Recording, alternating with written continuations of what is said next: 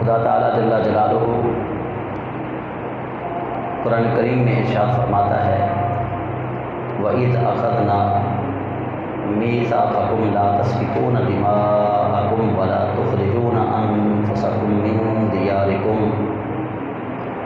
ثُمَّ أَقْرَرْتُمْ وَأَنْتُمْ تَشْهَدُونَ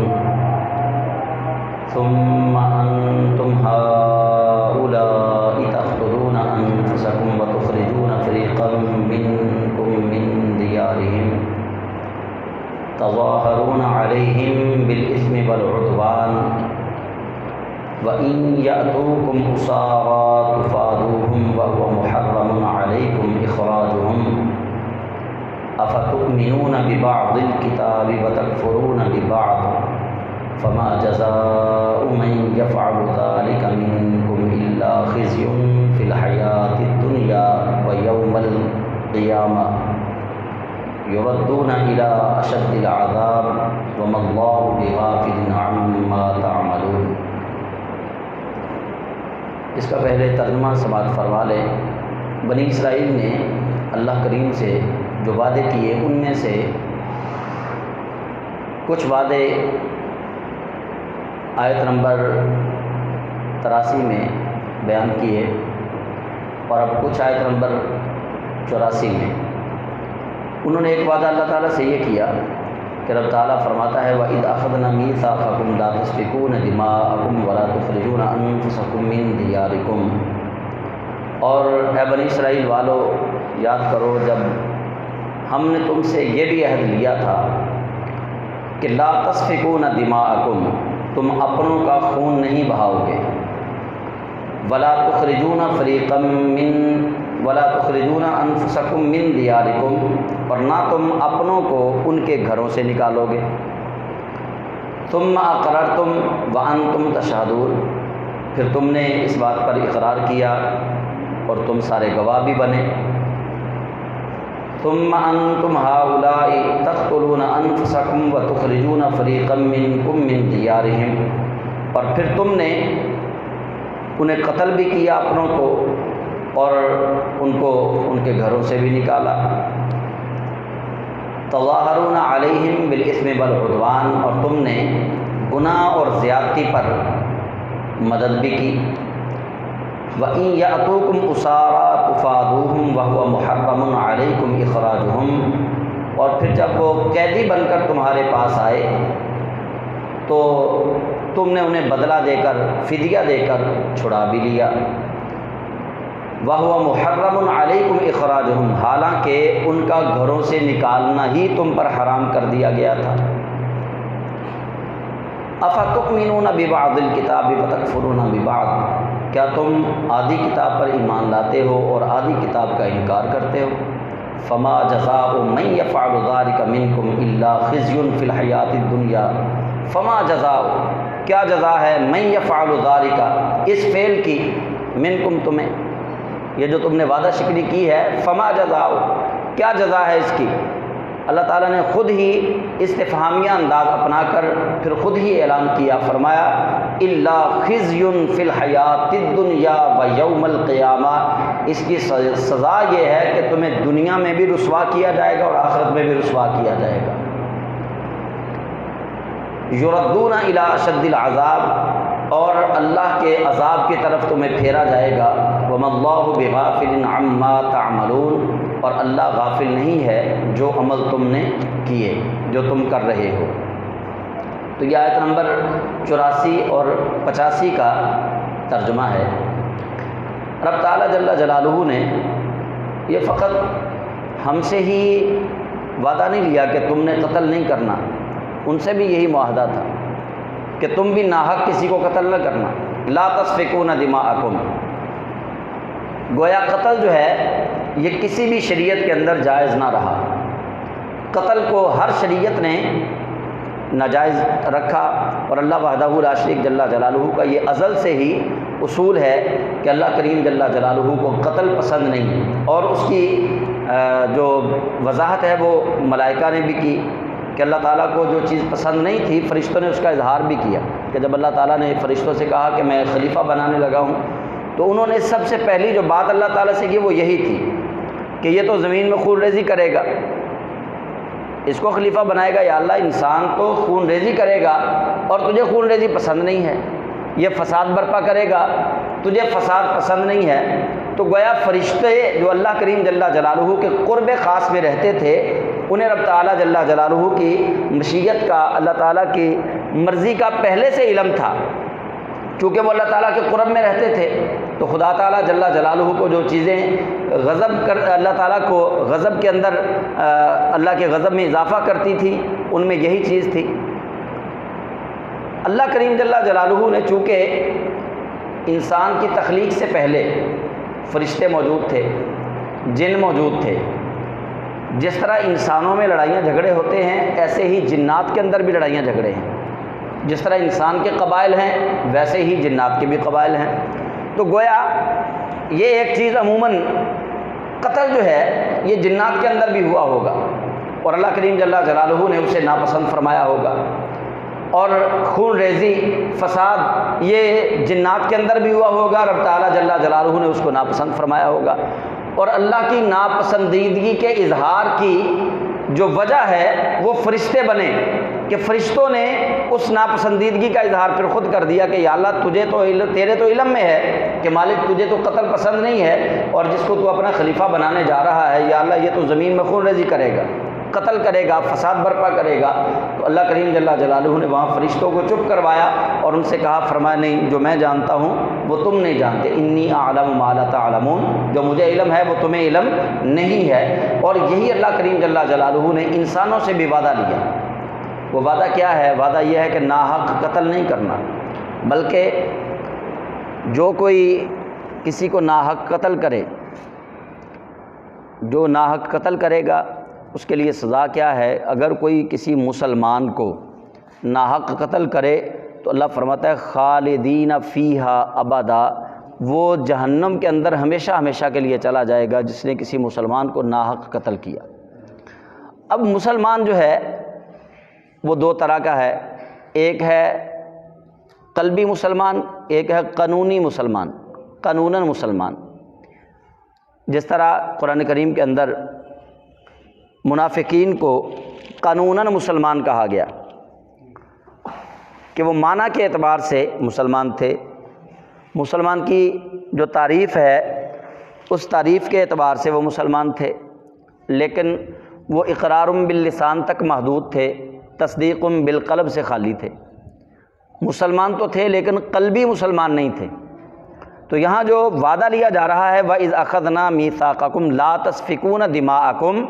کہ اللہ نے جو وعدہ لیا تھا وہ وعدہ یہ ہے کہ تم اپنوں کا خون نہیں بہاؤ گے، اس سے مراد یہ ہے کہ مومنین کا خون نہیں بہاؤ گے۔ جو تم میں سے مومن ہیں، جو اللہ کے نبیوں پر ایمان لائے، اللہ پر ایمان لائے، یوم آخرت پر ایمان لائے، ان کا ناحق قتل نہیں کرو گے۔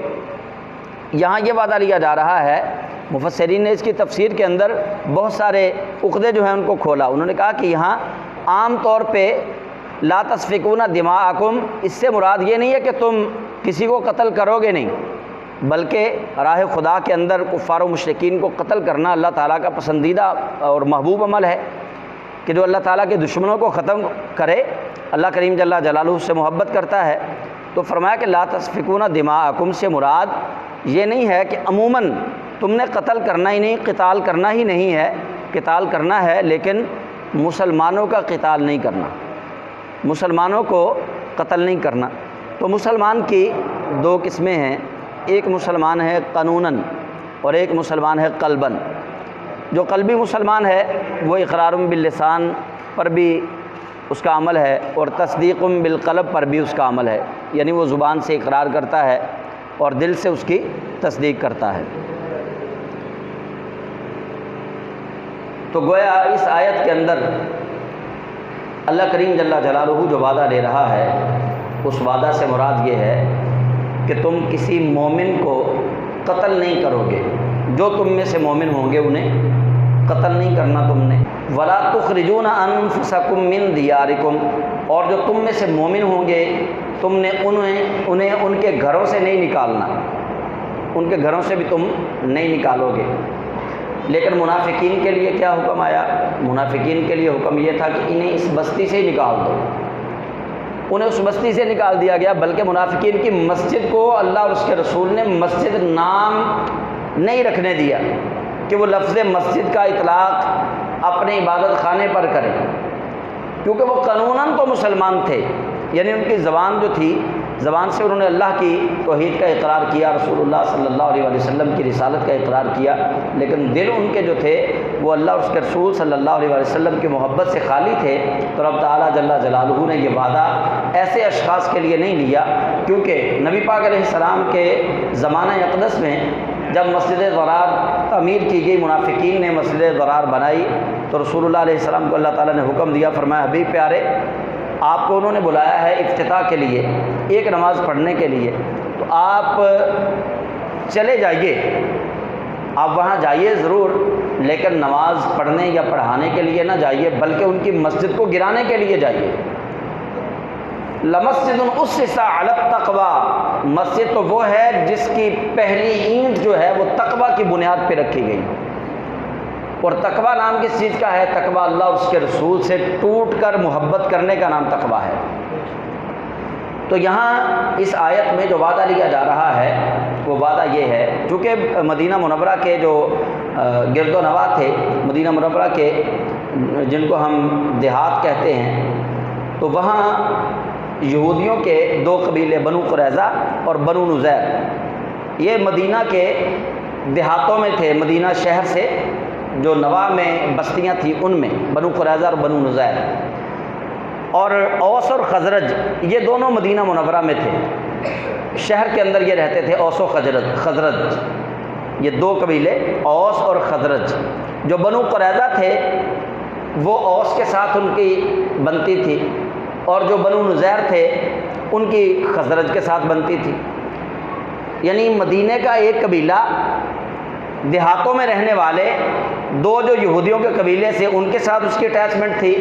اور دوسرے قبیلے کی دوسرے قبیلے سے اٹیچمنٹ تھی، اور یہ جو باہر دو قبیلے رہتے تھے دیہاتوں میں وہ بھی ایک دوسرے کے دشمن، اور جو مدینہ منورہ کے اندر رہتے تھے یہودی وہ بھی ایک دوسرے کے دشمن۔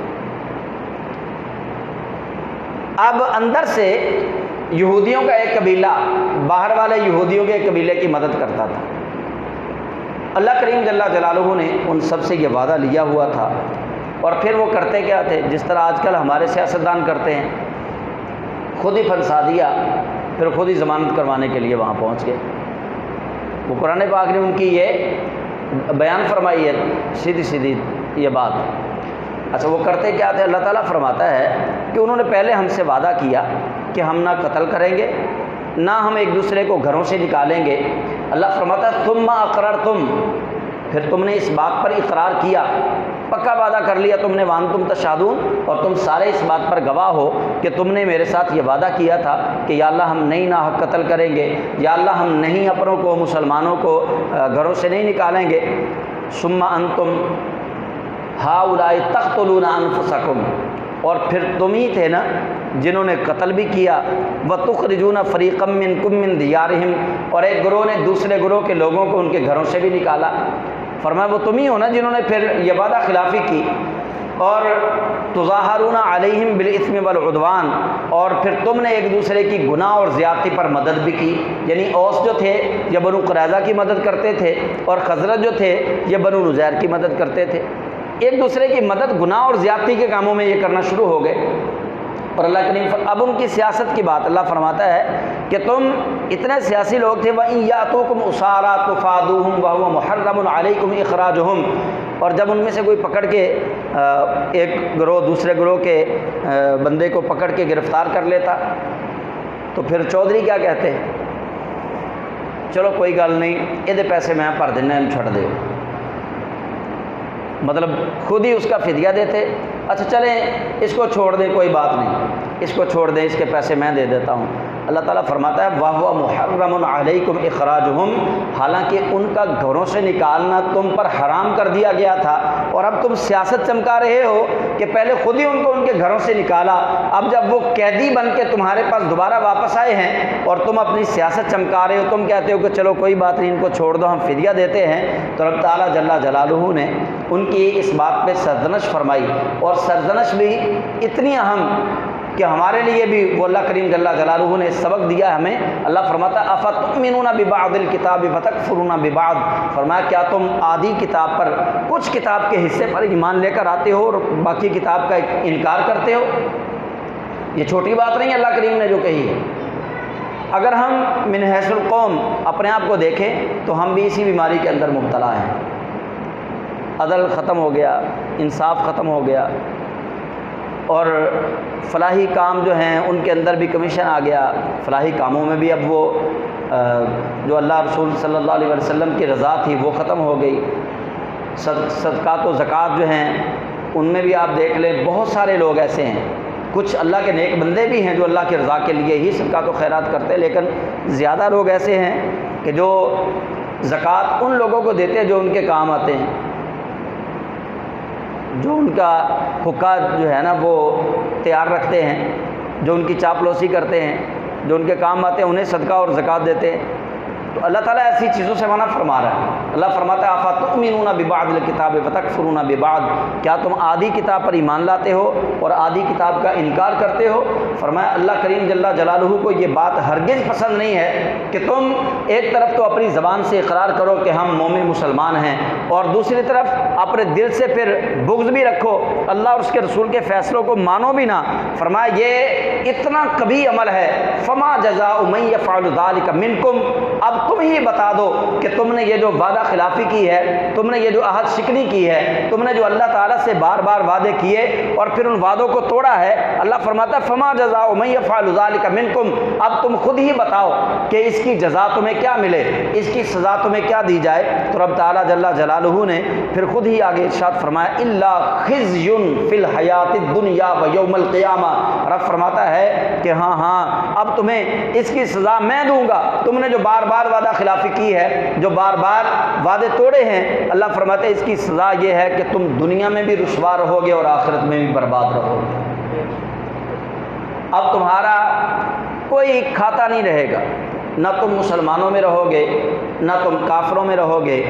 درمیان والا طبقہ ہوگا، تم منافقین شمار کیے جاؤ گے۔ اور پھر اللہ کریم جل جلالہ نے منافقین کے لیے ان المنافقین فی الدرک الاسفل من النار بہت بڑی سزا کا اعلان کیا قرآن میں۔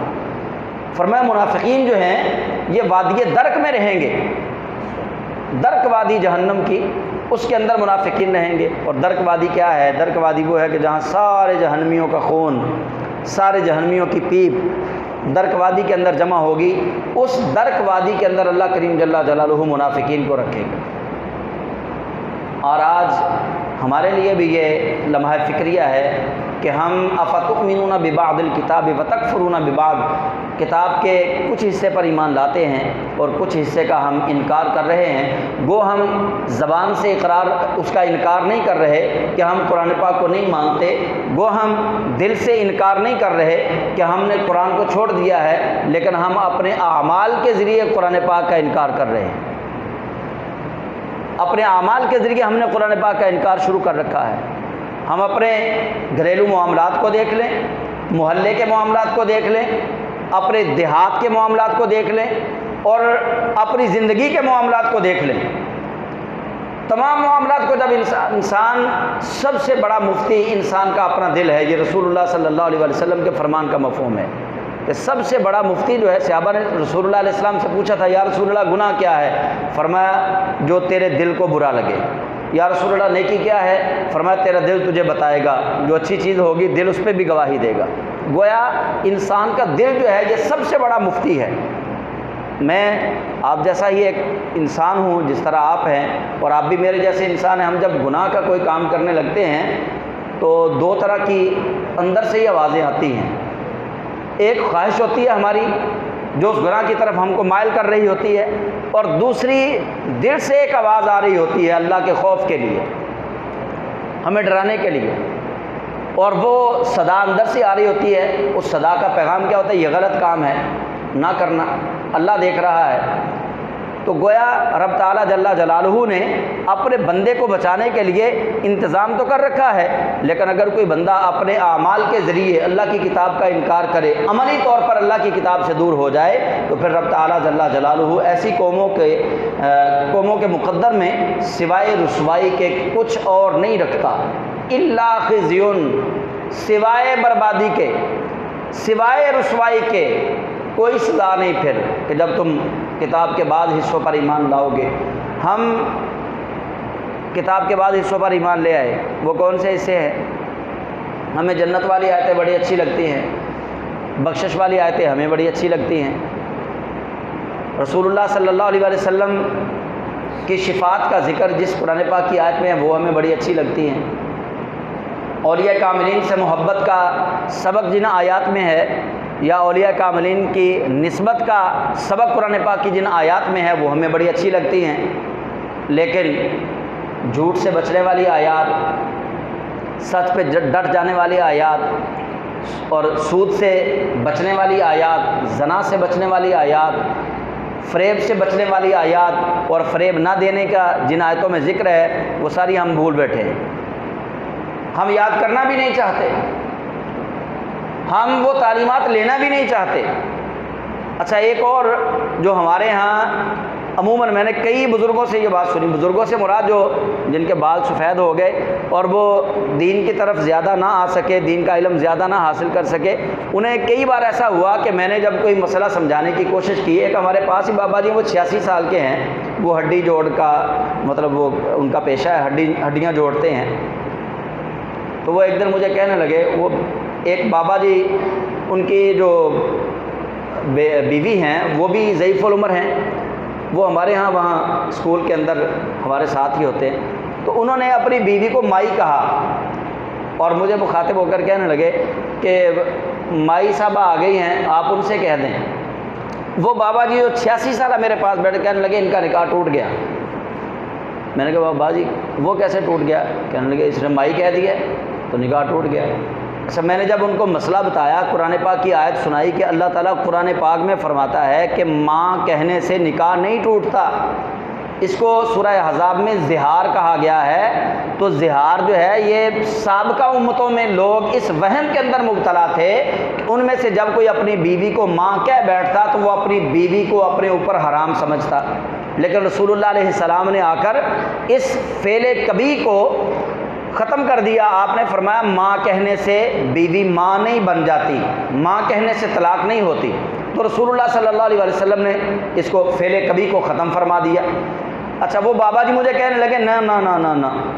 مولوی صاحب اپنی عمر دیکھو، اب میری چٹی داڑھی ہوگی، 86 سال میری عمر، اسی تے اج تک یہ مسئلہ سنیا ہی نہیں ہے، کتوں نواں مسئلہ کر لیا تسی،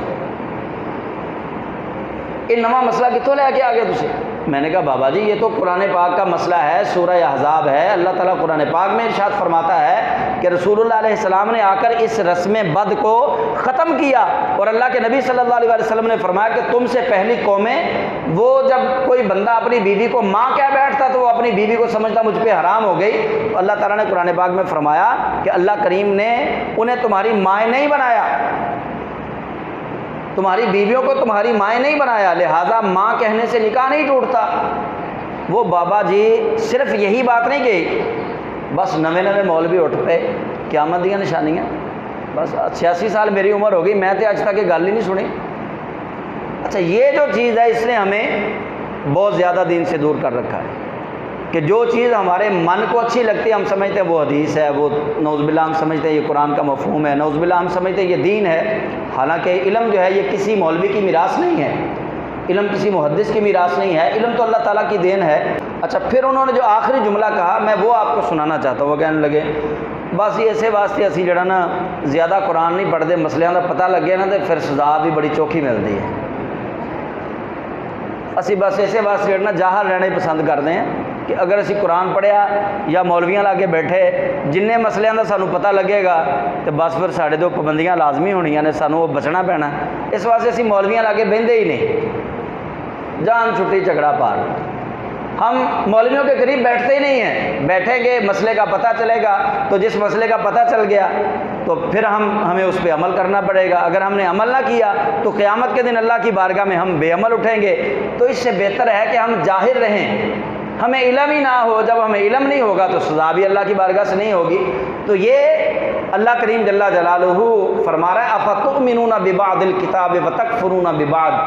کیا تم آدھی کتاب پر بعض کتاب پر ایمان لاتے ہو اور بعض کتاب کا انکار کرتے ہو؟ یعنی جو آیتیں تمہاری مرضی کو، تمہارے من کو بھاتی ہیں، جن آیتوں کو پڑھ کے تمہیں بخشش کی نوید ملتی ہے، جن آیتوں کو پڑھ کے تمہیں اللہ کی رحمت کا پیغام ملتا ہے، جن آیتوں کو پڑھ کے تم خوش ہوتے ہو، ان آیتوں پر تو تمہیں ایمان لے کے آ گئے، اور جو اللہ سے ڈرنے والی آیتیں ہیں انہیں تم نہیں پڑھتے، جو آیتیں تمہیں دوزخ سے ڈرا رہی ہیں، جو آیتیں تمہیں عذاب کا پیغام دے رہی ہیں، ان آیتوں کو تم نہیں پڑھتے۔ تو اللہ کریم فرماتا ہے فما جزاء من یفعل ذلک منکم الا خزی فی الحیات الدنیا و یوم القیامہ۔ رب فرماتا ہے ایسے اشخاص کی، ایسے افراد کی، ایسی قوموں کی سزا سوائے رسوائی اور بربادی کے اور کوئی نہیں، وہ یہاں بھی برباد ہوں گے اور میدان محشر میں بھی برباد ہوں گے۔ تو اللہ تعالیٰ ارشاد فرماتی ہے یردون الی اشد العذاب، پھر ان کے لیے رسوائی ہے، بربادی ہے، دنیا میں بھی اور قیامت کے دن بھی۔ قیامت کے دن والی بربادی کا اللہ اشارہ فرما رہا ہے، اللہ فرماتا ہے یردون الی اشد العذاب، انہیں شدید ترین عذاب کی طرف پھیرا جائے گا۔ یردون الی اشد العذاب، سخت ترین عذاب کی طرف انہیں پھیر دیا جائے گا۔ وما اللہ بغافل عما تعملون، اور اللہ غافل نہیں ہے جو تم کرتے ہو۔ ہم جو کچھ کر رہے ہیں اس سے بھی اللہ واقف ہے، جو ہم سوچ رہے ہیں اس سے بھی اللہ واقف ہے۔ اللہ تعالیٰ سے تو کوئی چیز پوشیدہ نہیں ہے۔ ابھی ہمارے ذہن کے اندر کوئی بات آئی نہیں ہوتی، ابھی وہ ذہن میں کچھ لمحوں کے بعد بات آنا ہوتی ہے، اللہ تعالیٰ کو پہلے سے معلوم ہوتا ہے۔ تو اللہ تعالیٰ نے، چونکہ بنی اسرائیل والے جو ہے وہ اپنے آپ کو بڑی لاڈلی قوم سمجھتے تھے، بڑی لاڈلی قوم، وہ کہتے تھے کوئی نہیں، ہمیں تو بس اللہ کے نبی نے بچا لینا ہے، ہم موسیٰ علیہ السلام کے پاس آ گئے ہیں، اب ہمیں کوئی کچھ بھی نہیں کر سکتا، اگر ہمیں عذاب ہوا بھی تو چند دن کا ہوگا، اس کے علاوہ ہمیں عذاب نہیں ہونا، ہم تو اللہ تعالیٰ کے بڑے لاڈلے ہیں۔ تو انہی باتوں کی وجہ سے وہ اتنے بے عمل بنے کہ اللہ تعالیٰ سے کیے ہوئے ہر وعدے کی انہوں نے وعدہ خلافی کی۔